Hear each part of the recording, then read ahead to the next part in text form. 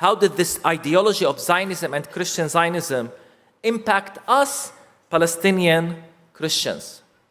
Believe me, we suffered and continue to suffer a lot because of Zionism.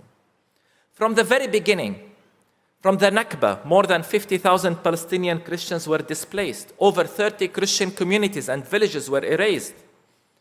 We were not merely uprooted, we were replaced, and that hurts us. Do you know how difficult it is to walk in Jerusalem or Jaffa and point to a house and say, my ancestors lived there, my grandparents lived there, and now you see a new family living in it.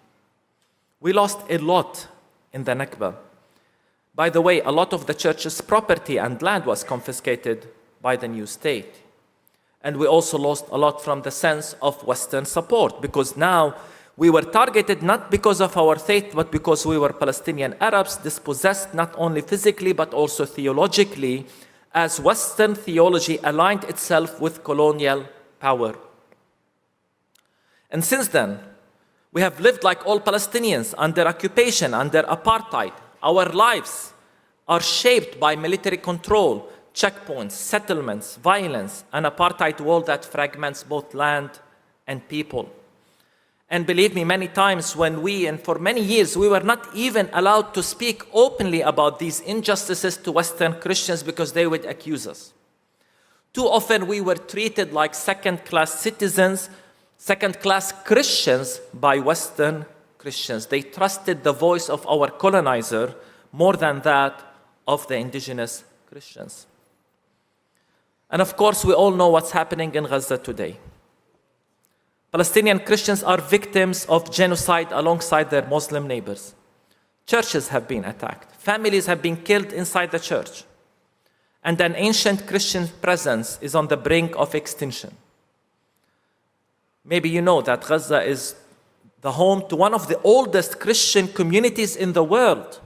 The Church of St. Porphyrios is one of the oldest in the world. And that now stands under grave threat. We see the same in the West Bank, attacks against Christians, against Christian villages. Bethlehem, most of the land that belongs to Christians has been confiscated, and that is pushing many people outside of Palestine. There is also a direct assault on our freedom of worship. And that is, we as Christians are the target, victims of that like Muslims. For the first time in history, Bethlehem and Jerusalem are separated. Imagine if in Mecca you are not able to reach Medina or needing a military permit to do so. That's our reality today from Bethlehem to Jerusalem.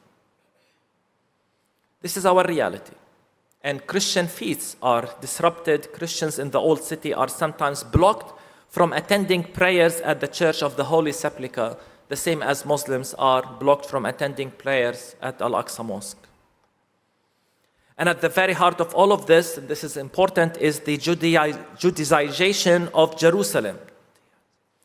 Not merely as a political capital, but as an exclusively Jewish city defined by one identity and one narrative.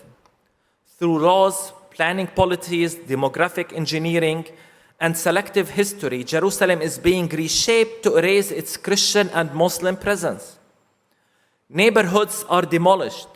Residents' rights revoked, churches and mosques restricted, and worshippers harassed in the name of security.